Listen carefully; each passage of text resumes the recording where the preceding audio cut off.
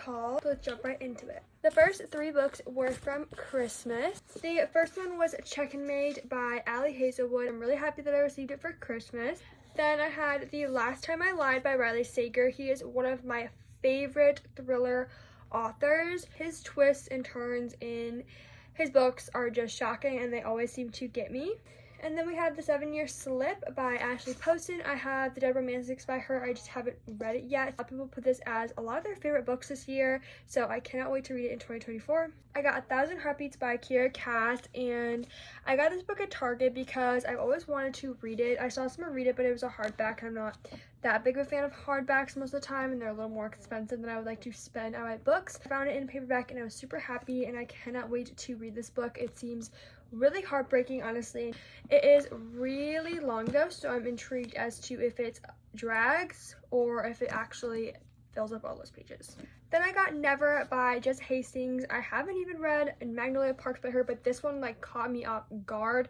It was about Peter Pan retelling, and I think the story is truly unique, and the artwork on this book is beautiful. I saw this in someone's book haul, or like letting people pick my books from Barnes & Noble or something like that, and I am hoping and aspiring to be a psych major in college this year. This book is kind of about the forensic side of psychology and like how it came to be and all the researchers behind it, so I thought this was really cool, but I'm a little nervous to read it because just off the back there's some definitely gory things I don't know if I'm ready to read. I kind of spook myself out sometimes. This was like a buy one get one 50 from Barnes & Noble, so had to get it. It's by Alice Feeney. She also wrote Rock Paper Scissors, and this one's kind of like another thriller by her. I think she only does thrillers, but it seems very interesting. They're stranded on an island, and then someone dies, and then it continues to die every hour. And also on that day, I got Don't Let In the Cold. I'm reading this book for a reading video that will be out sometime next year. It's good so far. It's where they're stranded in this cabin. They shouldn't let this person in, and they do. A YA thriller mystery book.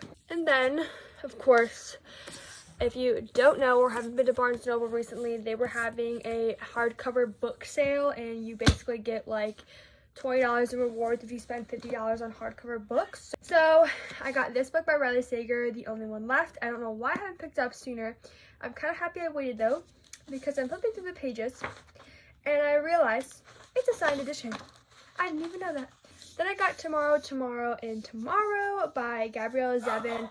It is a signed edition by her. I'm just really excited because a lot of people voted this. I think 2022 or 2023 was like their favorite book. Then I saw fruit on the cover. Like if you put food on a cover, I'm gonna pick it up, I'm gonna look at it, I'm gonna be intrigued.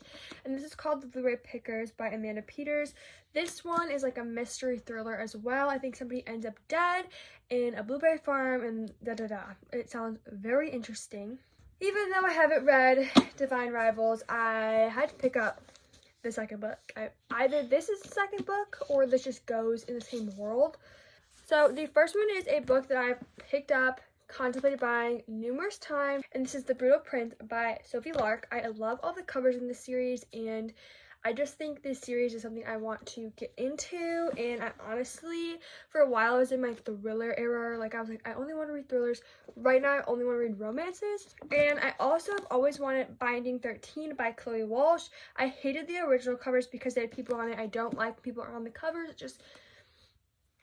I don't like it. So when I saw that there wasn't people on the cover, I was like, okay, I'm getting it now. For a really long time I have wanted to buy Shadow and Bone, so I decided book. For a while I've been deciding, and I wanted to watch the series on Netflix, so I wanted to dive into the book series first before I watch the series on Netflix. And then I have The Housemaid by Frida McFadden. This is the second book. This is The Housemaid's Secret.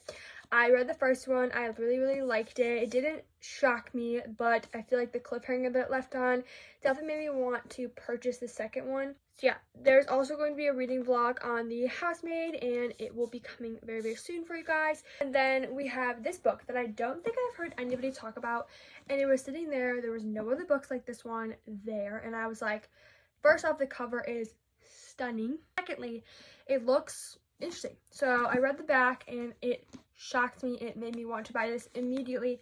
So that is all the books I've accumulated for the end of the year before I go on my book buying ban for 2024. I'm gonna probably go on it until June, or like right around summertime reading time, because a couple of my favorite authors are gonna come out with new books. Thank you for watching.